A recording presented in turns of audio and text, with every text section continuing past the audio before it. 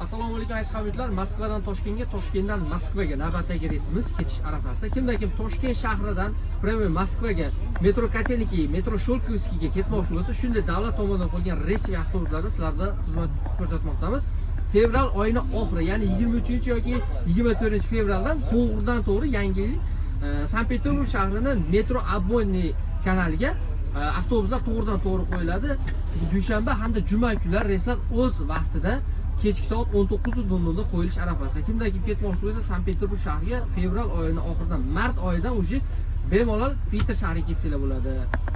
Moskva shahriga hozirgi kunda dushanba hamda payshanba kunlari to'g'ridan-to'g'ri Uzavtotrans avtobuslari sizlarga xizmat ko'rsatmoqda. 3 tadan voditel har 4 soat, 5 soatda voditellarimiz o'z o'rnini sherigiga o'zgartiradi. Chunki yo'lda toliqmasligi uchun sizlarda xavfsizliklarni hisobga olgan holatda 3 ta voditelimiz avtobusimizga bog'langan. Bundan tashqari avtobus hududida ichish mumkin emas. Iltimos qilardik, ichibinglar, sigaret chekish mumkin emas.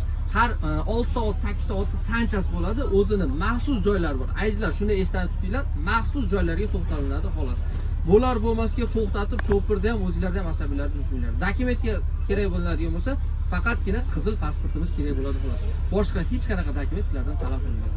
Hammaga rahmat. Kanalda yangi bo'lsanglar, podpisatsiya tugmachasini bosing.